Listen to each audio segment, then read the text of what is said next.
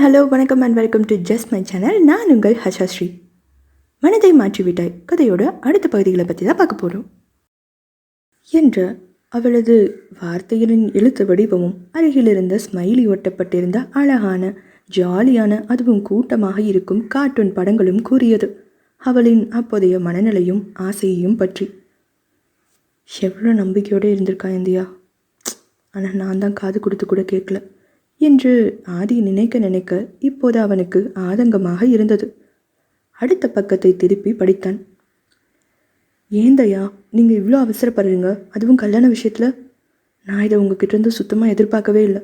நம்ம 2 பேர் வீட்லேயுமே நம்ம கல்யாணம் எந்த அளவுக்கு எதிர்பார்க்குறாங்கன்னு புரிஞ்சும் தெரிஞ்சும் ஏன் இப்படி யாருக்கும் தெரியாமல் உடனே கல்யாணம் பண்ணியே ஆகணும்னு பிடிவாதமாக இருக்குங்க? நான் எவ்வளவோ முயற்சி பண்ணிட்டேன் இதை நிறுத்துறதுக்கு, ஆனால் யாருமே நான் சொல்ல வர்றது கூட கேட்கல என்று அவர் குடும்பத்தில் அனைவரிடமும் பேச முயற்சி செய்தது. அதில் பிரச்சனையாகி எல்லா கதவுகளும் அடைக்கப்பட்ட நிலையில் இனி ஆண்டவன் கையில்தான் அனைத்தும் என்று அவள் அமர்ந்தது வரை அனைத்தும் எழுதப்பட்டிருந்தது. தயா, நமக்கு நடந்த இந்த கல்யாணம் எந்த அளவுக்கு சரி தப்புன்னு எனக்கு சொல்ல தெரில. ஆனால் எப்படியோ என்னோடய தேடல், ஆசை, எதிர்பார்ப்பு, வேண்டுதல் எல்லாமே நிறைவேறிச்சு. நான் உங்கள் மனைவியாக உங்ககிட்ட வந்துட்டேன். இதுக்கு மேலே என்ன வந்தாலும் நீங்கள் என் கூட இருப்பீங்க. அந்த சப்போர்ட் எனக்கு போதும். எதுனாலும் சமாளிச்சிடுவேன். இன்றைக்கி அபி அண்ணி, தர்ஷு, அம்மு எல்லாரும் தயா பேரை பற்றி என்கிட்ட கேட்டது நான் அப்படியே ஷாக் ஆகிட்டேன். உங்ககிட்ட தானே நான் முதல்ல சொல்லணும்னு வச்சுருந்தேன். இவங்களுக்கு எப்படி தெரிஞ்சதுன்னு எனக்கு ஒன்றுமே புரியல. அப்புறம்தான் தெரிஞ்சது அவங்களுக்கு அந்த பேர் மட்டும்தான் தெரிஞ்சிருக்கு, அது நீங்கன்னு தெரியலன்னு. Thank God. ஸோ அப்படியே அதை விளையாட்டாக பேசி அவங்கள சேஞ்ச் பண்ணிவிட்டு நான் அதுலேருந்து எஸ்கேப் ஆகிட்டேன். இப்போவும் உங்ககிட்ட தான் நான் ஃபஸ்ட்டு சொல்லணும், ஓகேவா? ஆனால் அந்த பேர் மட்டும் அவங்களுக்கு எப்படி தெரிஞ்சிருக்கும், அதுதான் எனக்கு புரியவே இல்லை. சரி உண்மை தெரிஞ்சதும் அவங்கக்கிட்டேயே இதை பற்றி நான் கேட்டு தெரிஞ்சுக்கிறேன். ஆனால் நீங்கள் அதை கேட்டுட்டு வந்து என்கிட்ட கேட்டதை நினச்சாதான் எனக்கு உங்களை என்ன பண்ணுறதுன்னே தெரில. சிரிப்பு தான் வந்துச்சு. யாராக இருந்தாலும் ஒன்று யார்டி அவன், நீ லவ் பண்ணுற ஆள் அப்படின்னு கேள்வி கேட்டு சண்டைக்கு வந்திருப்பாங்க. இல்லை முன்னாடி எப்படியோ எனக்கு தெரியாது, ஆனால் இனிமேல் நீ இப்படி தான் இருக்கணும்னு சொல்லி ஆர்டர் போட்டிருப்பாங்க. இது ரெண்டுலேயுமே அந்த பொண்ணு மனசில் வேற ஒருத்தன் இருக்கான்னு முழுசாக நம்பி தான் இந்த மாதிரி அவங்க ரியாக்ஷன்ஸே கொடுப்பாங்க. ஆனால் நீங்கள் தெளிவாக பேசுகிறீங்க. ஏண்டி அவங்கக்கிட்ட அப்படி சொன்னேன்னு ரொம்ப அழுத்தமாக, அப்படியெல்லாம் நீ யாரையும் லவ் பண்ணலன்னு வேற என்கிட்டயே வேறு சொல்கிறீங்க. ஏதோ விளையாட்டுக்கு அப்படி சொல்கிறேங்கிற அளவுக்கு புரிஞ்ச உங்களுக்கு கொஞ்சம் யோசிச்சாலே உங்கள் பேர் தான் தயான்னு தெரிஞ்சிருக்கும். இல்லை எனக்கு நிக்நேம் வைக்க சொன்னதே நீங்கள் தானே, அதாவது யோசிச்சுருந்துருப்பீங்க. என்னென்னு திரும்ப ஒரு தடவையாவது கேட்டிருப்பீங்க. சரி விடுங்க, அந்த நேரத்தில் நடந்த பிரச்சனை, டென்ஷன், இதில் நான் அவங்கக்கிட்ட எல்லாம் விளையாடிட்டு என்னை பற்றி அப்போ என்ன நினைப்பாங்கன்னு அந்த நேரத்தில் எனக்கு யோசிக்க தோணல. இதில் அவ்வளோலாம் என்னாலையும் தான் திங்க் பண்ண முடியாது. கரெக்ட், உங்களுக்கும் இந்த பிரச்சனையில் நீங்களும் திங்க் பண்ணிக்க மாட்டீங்க. ஆனால் உங்ககிட்ட இந்த மாதிரி விளையாட்டு எனக்கு ரொம்ப பிடிச்சிருக்கு. அது என்கிட்ட சொல்லாமல் ஊர்லேருந்து போனதுக்கா இருக்கலாம், இங்கே வந்து அவசரப்பட்டு ஃபீல் பண்ணி ஏதோ நினச்சிட்டு கல்யாணம் பண்ணாதான் இருக்கலாம். பட் உங்களுக்காக அப்பப்போ நான் ஹிண்ட் கொடுக்குறேன். மற்றவங்கக்கிட்ட இனி தயாவை பற்றி பேசி என்னை தப்பாக நான் காட்டிக்க மாட்டேன்.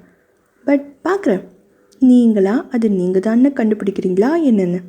அதுக்கு முன்னாடி சீக்கிரம் இந்த பிரச்சனையை பற்றி, அந்த வீடியோவை பற்றி இன்றைக்கி நீங்கள் கேட்கல, நான் அடுத்த தடவை சொல்லும்போது கேட்டுட்டாலாவது பரவாயில்ல, நானே தயா யாருங்கிற உண்மையும் உங்கள்கிட்ட சொல்லிடுவேன். இல்லை அவ்வளோதான். தயா, எல்லாருக்கும் என் மேலே பாசம் இருக்குல்ல, ஆனால் நான் அவங்கக்கிட்ட பேச முயற்சி பண்ணுறேன், பழைய மாதிரி இருக்க ட்ரை பண்ணுறேன்னு ஏன் அவங்களுக்கு புரியவே மாட்டேங்குது? இவ்வளோ நாளும் நான் தப்பு பண்ணியிருக்கேன், திட்டுவாங்க, கொஞ்ச நேரம் பேசாமல் இருப்பாங்க. ஆனால் திரும்ப நான் அவங்கள சுற்றி வந்து பேசும்போது சரி இனிமேல் அதை பண்ணக்கூடாதுன்னு எனக்கு அட்வைஸ் பண்ணிவிட்டு மறுபடியும் என்கிட்ட பேசிடுவாங்க. நானும் அந்த தப்பை திரும்ப பண்ண மாட்டேன். ஆனால் இந்த தடவை புரியுது, பிரச்சனை பெருசு தான், அதுதான் நாள் கணக்காக பேசாமல் இருக்காங்களே. ஆனால் நான் திரும்ப அவங்கக்கிட்ட தான் வேணும்னு போகிறேனே, அது ஏன் அவங்களுக்கு புரிய மாட்டேங்குது தயா? எப்போவுமே நான் ஃபீல் பண்ணால் அவங்க எல்லாருமே தானே எனக்காக வருத்தப்படுவாங்க. இப்போவும் அதே மாதிரி தானே. ஆனால் அவங்க கோபம் ஏன் இப்போல்லாம் ரொம்ப அதிகமாக இருக்குது? என் மேலே இருக்கிற கோபத்தை என்கிட்ட வர குழந்தைகிட்ட கூட காட்டுற அளவுக்கு. பாவம் நந்து, அவன் ரொம்ப ஃபீல் பண்ணான். எனக்கு கண்ணே கலங்கிடுச்சு. ப்ளீஸ் தயா, நீங்கள் சீக்கிரம் எல்லாத்தையும் கேட்டுட்டு பிரச்சனையை சால்வ் பண்ணுங்க. எல்லாரும் இவ்வளோ கஷ்டப்படுத்தி அவங்களும் தான் கஷ்டப்பட்டு யாருக்கும் என்ன யூஸ் இதில் சொல்லுங்கள். இன்றைக்கி என்ன நடந்தாலும் சரி, உங்ககிட்ட அந்த சொத்து பிரச்சனையை வீடியோவை பற்றி முழுசாக நான் பேசியே தீரணும். தயா, ஏன் இப்படி நடக்குது? இவ்வளோ நாள் ஒன்று நீங்கள் கோபப்பட்ட விஷயத்தை கேட்க மாட்டீங்க, இல்லை நான் கோச்சிக்கிட்டு அப்போ சொல்ல மாட்டேன்னு போவேன். நேற்று காலையில் 2 பேருமே அப்படி இல்லாமல் ஓப்பனாக பேச வந்தும் ஃபோன் வந்து கிடைச்சிருச்சு. சாயங்காலம் நடந்த பிரச்சனை இல்லை, நானே நமக்குள்ளே சண்டை வந்தாலும் பரவாயில்ல சொல்லியே ஆகணும்னு முடிவில் தான் இருந்தேன். பட் நீங்கள் அர்ஜுன் அண்ணாக்கிட்ட அப்படி பேசியிருக்கீங்க, அவர் சொல்கிறதையும் கேட்கல, அதை கூட கோபத்தில் பண்ணீங்கன்னு தப்புன்னு சொல்லலை. ஆனால் நீயே போய் அவங்கக்கிட்ட பேசுன்னு எனக்கு ஒரு விளக்கம் கொடுத்தீங்க. கரெக்ட் தான், நான் அந்த மாதிரி இவ்வளோ நாள் யோசிக்கல. அதை யோசித்து பார்த்தா எனக்கே அப்புறம் உண்மைதான்னு தோணுது. ஏன்னா இத்தனை வருஷமாக நான் வீட்டில் இருக்கிற எல்லார்கிட்டேயும் தப்பே பண்ணி திட்டே வாங்கினாலும் நான் எதனால் அப்படி பண்ணேன் ஏன்னு அவங்கக்கிட்டே இருந்தால் அதிலிருந்து அவங்களோட பதில் என்ன ஏது அவங்க என்னன்னு சொல்லுவாங்க. ஆனால் இந்த தடவை அவங்கக்கிட்ட நான் எதையுமே சொல்ல மாட்டேன்னு சொல்லிட்டேன். அதுவே அவங்களுக்கு ரொம்ப சங்கடமாக இருக்கும்ல. அது ஏன் எனக்கு புரியாமல் போச்சு? அந்த எதிர்பார்ப்பு கோபத்தில் தான் என்கிட்ட இன்னும் எல்லாரும் விலகி இருக்கிறது, கோபப்படுறது எல்லாமே பண்ணுறாங்களா? அவங்களும் அப்படி என்கிட்ட நடந்துக்கிட்டு ஃபீல் தானே பண்ணுறாங்க. அதையும் தான் நான் பார்க்குறேன். அப்போ கூட நான் ஏன் இப்படி யோசிக்கலதையா? சரி, ஆனால் இந்த பிரச்சனையை அப்படி எல்லாருக்கிட்டையும் சொல்லவும் முடியாதே. சத்தியமும் பண்ணியிருக்கேன். அதுவும் இல்லாமல் விஷயம் எல்லாருக்கும் தெரிஞ்சால் குடும்பத்துலேயும் பிரச்சனையாயிடும். என்ன பண்ணுறது? இதுக்கு இருக்கிற ஒரே வழி நீங்கள் மட்டும்தான். நீங்கள் கேட்டு அதுக்கப்புறம் இதுவே அவங்கக்கிட்ட சொல்லி குடும்பம் பிரியாமல் பார்த்துக்கோங்க. பட் நீங்கள் இப்போ இருக்கிற மைண்ட் செட் மாற்றி ஆகணும். அதுக்கு நீங்கள் தான் ஏதாவது பண்ணணும் என்று தான் அர்ஜுனிடம் பேசி அவர்கள் கல்யாணத்திற்கு கூறி முதலில் திசை திருப்பியது. ஆனால் இறுதியில் அவள் கல்யாணத்திற்கு வர முடியாமல் போக ஆதி மீண்டும் பிரச்சனையை பற்றி மட்டும் பேசாமல் அதை ஒதுங்கியது. அடுத்து அணுவின் பிரச்சனை யாருடனும் பேசவில்லை. ஆதியும் அதிகம் பேசாமல் இருந்து அபி டெலிவரி நேரத்தில் நடந்தது என்று அனைத்தையும் அவள் எழுதியிருந்தாள். ஆதி, அண்ணி என்னால் குட்டி பாப்பாவுக்கு ப்ராப்ளம் வரும்னு சொல்லிட்டாங்க. நான் அப்படி இல்லைல்ல ஆதி. அபி அன்னிக்கு என்னை ரொம்ப பிடிக்கும் தானே. நந்துவுக்கு முன்னாடி என்கிட்ட பழகும்போதே எனக்கு உன்ன மாதிரியே பொண்ணு வேணும்னு அபி அண்ணி என்கிட்ட சொல்லிகிட்டே இருப்பாங்கல்ல.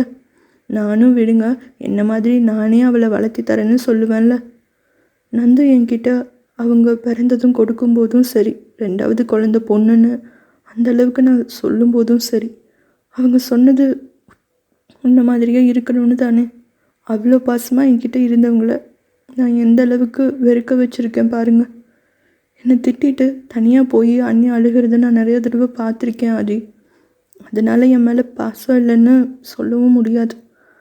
ஆனால் அவங்க அந்த நேரத்தில் அவ்வளோ ஃபீல் பண்ணுறத என்னால் பார்க்க முடியல. அந்த நேரத்துக்கு அவங்களும் பாப்பாவும் மட்டும்தான் எனக்கு முக்கியமாக தெரிஞ்சாங்க.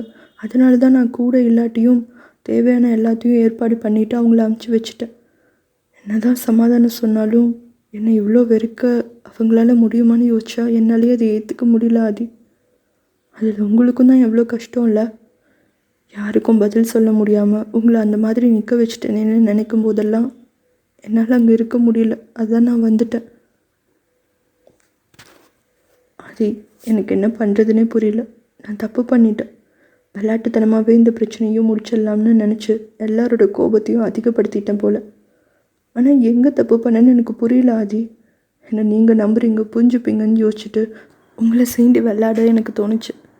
என்ன பிரச்சனைனாலும் நீங்கள் என்னை விட்டு போக மாட்டீங்க, நானும் உங்களை விட்டு போக மாட்டேன்னு எனக்கு தெளிவாக புரிஞ்சுது. ஸோ வாழ்க்கை முழுக்க நமக்கு டைம் இருக்கே. இப்போ கொஞ்சம் கொஞ்சம் சண்டை போட்டுக்கிட்டாலும் வம்பிழுத்தாலும் குழப்பி விட்டு விளாண்டாலும் அப்புறமா சொல்லிக்கலாம், கொஞ்ச நேரம் இல்லை கொஞ்ச நாள் தானேன்னு நானும் அசால்ட்டாக நினச்சிட்டேன். ஆனால் இந்த கொஞ்ச நாளில் உங்கள் மனசு என்னையும் புரிஞ்சுக்க முடியாமல் எவ்வளோ குழம்பிருப்பீங்கன்னு எனக்கு அப்போ தோணல ஆதி. நான் அத்தை உங்களை பற்றி பேசினதுலேருந்து உங்களை பற்றி நிறையா கேட்டிருக்கேன். எனக்கு உங்களை பற்றி தெரியும், புரியும். ஆனால் உங்களுக்கு என் கூட பழகினவங்க வளர்த்துனவங்களே என்ன புரிஞ்சுக்கலங்கும் போது பார்த்து பேசி 2 வாரத்தில் நீங்கள் என்ன புரிஞ்சுக்கணும்னு நான் நினச்சது தப்பு தானே. அதுவும் அதுக்கு முக்கியமாக நானே உங்களுக்கு அதுக்கான இடமே கொடுக்காத போது எப்படி உங்களால் என்ன புரிஞ்சுக்க முடியும்? உங்களை நான் சந்தோஷமாக பார்த்துப்பேன்னு நினச்சி எந்த பிரச்சனையும் உங்ககிட்ட வரக்கூடாதுன்னு நினச்சேன். கடைசியில் ஒட்டுமொத்த பிரச்சனையாக உங்களுக்கு நானே வந்துட்டேனே ஆதி. நான் உங்களை நல்லா புரிஞ்சுக்கிட்டேன்னு நினச்சி உங்களை ரொம்ப குழப்பி விட்டுட்டேன், உங்களை கஷ்டப்படுத்திட்டேன். நீங்கள் கேட்டிங்கள்ல, உன் மேலே நான் வச்சுருக்கிற காதலை நம்புறதா இல்லை என் கண்ணு முன்னாடி அதை இல்லைன்னு காட்டுற விஷயத்தையும் உன்னையும் நான் நம்புறதான்னு. உங்களை என்னோடய பிஹேவியர்ஸ் எந்த அளவுக்கு பாதிச்சிருந்தா இப்படி ஒரு கேள்வியை கேட்டிருப்பீங்க.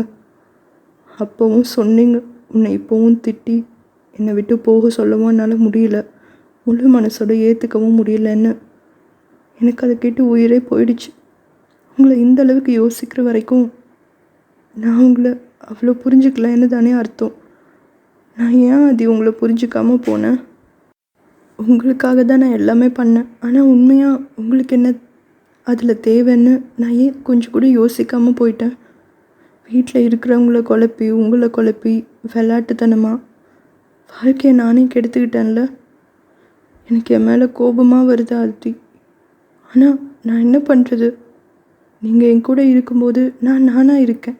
எனக்கு வேறு யாரோ ஒருத்தர் கூட இருக்குங்கிற ஃபீலே இல்லை. என்கிட்ட நான் எப்படி நடிக்க முடியும்? என்கிட்ட நான் எதுக்கு யோசிச்சு எதுனாலும் பண்ணணும்? அப்படி நினச்சி தான் நான் உங்கள் கூடவும் இருந்தேன். சிரிக்கணும்னு தோணுச்சுன்னா சிரிப்பேன், அழுகணுன்னா அழுகிறேன், கோபம் வந்தால் கோவப்படுறேன், வம்பிழுக்கணுன்னா அதையும் பண்ணேன். ஆனால் அது எல்லாம் இப்போ எந்த அளவுக்கு கொண்டு வந்து விட்டுடுச்சுல்ல. இப்போ நான் அந்த வீடியோவை பற்றியோ சொத்து பிரச்சனையை பற்றியோ உண்மையை சொல்லி திரும்பவும் பழைய மாதிரி எல்லாமே மாற்றலாம் தான். ஆனால் இவ்வளோ நாள் அப்போது நீங்கள் எல்லோரும் வருத்தப்பட்டது இல்லைன்னு ஆகிடுமா? உங்களை நான் கஷ்டப்படுத்தினதெல்லாம் இல்லாமல் போயிடுமா? எனக்கு இங்கே என்ன குறை? அந்த வீடியோலேருந்து வந்த பிரச்சனை இருந்தாலுமே என்ன ஏதோ ஒரு மூலையில் நம்பினதால தானே வீட்டில் இருக்கிறதுக்கும் யாரும் எதுவும் சொல்லலை. என் மேலே பாசம் இருக்கிறதால தானே அவங்க என்னை திட்டுனாலும் என்னை வெளியில் போய் கஷ்டப்படுன்னு அனுப்பாமல் இருக்காங்க. யாருமே என்னை முழுசாக தப்பாகவும் நினைக்கலையே. நினைக்கிற அளவுக்கு நானே என்னை தப்பாக காட்டிக்கிட்டேன், அதுதான் உண்மை. எவ்வளோ தப்பு பண்ணியிருக்கேன். அழுது புலம்பி இப்போ நான் ஃபீல் பண்ணிட்டா மட்டும் எல்லாமே சரியாகிடுமா? நான் பண்ணது தப்பு தானே ஆதி. உங்ககிட்ட நான் சொன்னேன்ல, உங்களை யார் கஷ்டப்படுத்தினாலும் அவங்களுக்கான பனிஷ்மெண்ட் கண்டிப்பாக இருக்கும். அது நானாகவே இருந்தாலும் கண்டிப்பாக எடுத்துப்பேன்னு. இப்போ உங்களை மட்டும் இல்லை, ஒட்டுமொத்த 2 குடும்பத்தோட ஃபீலிங்ஸ்லையும் நான் விளையாண்டுட்டேன். அதுக்கு எனக்கு தண்டனை வேணும் தானே? நான் அழுகவும் மாட்டேன், கோபப்படலை. கடைசி வரைக்கும் உண்மை உங்கள் யாருக்குமே தெரியாமலே இருக்கட்டும்.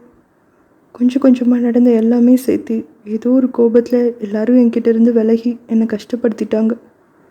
அவங்கக்கிட்ட இப்போது என் மேலே தப்பு இல்லைன்னு காட்டினா எல்லாருமே அதை விட சங்கடப்படுவாங்க. என்ன யூஸ் அதனால்? முக்கியமாக நீங்கள்.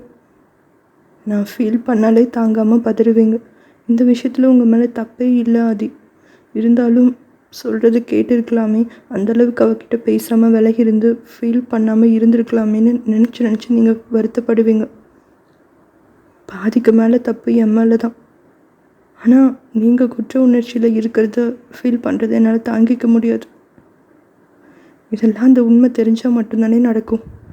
ஸோ இனிமேல் வேண்டாம், அந்த உண்மை என்னோடவே போகட்டும், யாருக்கும் எப்போவுமே தெரிய வேண்டாம். பட் நான் உங்களை விட்டு போனாலும் நீங்கள் நிம்மதியாக இருக்க மாட்டீங்க. கூடவே இருந்தாலும் இப்படி தான் இருக்கும். எனக்கும் இதுக்கு பதில் கிடைக்கல ஆதி. அதனால் நீங்கள் தானே என்னை கூட்டிகிட்டு வந்தீங்க, உங்களுக்காகவே நான் இங்கே இருக்கேன். இப்போவும் எனக்கு ஏதாவது ஆச்சுன்னா இங்கேருந்து போனேன்னா என்னை விட அதிகமாக நீங்கள் தான் வருத்தப்படுவீங்க. எனக்கு இப்போ இருக்கிற ஒரே ஹோப் நீங்கள், நம்ம லவ் மட்டும்தான். என்னாலையும் உங்களை விட்டு போக முடியாது ஆதி. உனக்கு எப்போவுமே நான் தேவைப்பட மாட்டேனான்னு கேட்டிங்கல்ல, நான் எப்படி சொல்கிறது ஆதி? என்னோடய எல்லா முடிவும் உங்களை சுற்றி உங்களை பேஸ் பண்ணி மட்டும்தான் இருந்தது. அந்தளவுக்கு நீங்கள் என் லைஃப்பில் ரொம்ப முக்கியம். Love you so much and miss you. அனைத்தையும் படித்து முடித்த ஆதியின் கண்கள் கலங்கிவிட்டது. அது எதற்காக என்று அவனுக்கே தெரியவில்லை. உண்மையாகவே திவி சொன்னது போல குற்ற உணர்ச்சியா? நான் அவகிட்ட பேசினா அடுத்த நாளில் இருந்து தான் அவள் மொத்தமாக இந்த முடிவுக்கே வந்திருக்கா.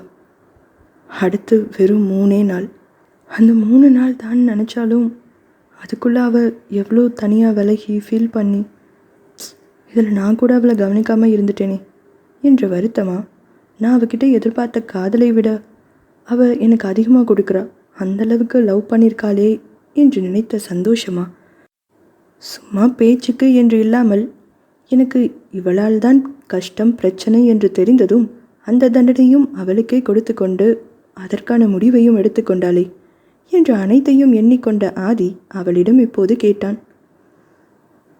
இவ்வளோ யோசிச்ச நீ உன்னோட காதல் எனக்கு காட்டியிருந்தாலே இது எல்லா கஷ்டமும் போயிருக்குமே.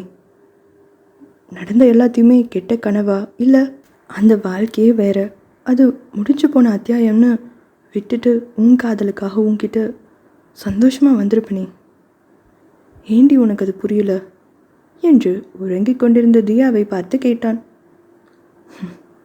என் காதல் ஒன்றே ஒன்றை வச்சுக்கிட்டு இத்தனை பிரச்சனையும் ஒதுக்கிட்டு எனக்காக இங்கேயே நீ இருந்திருக்க.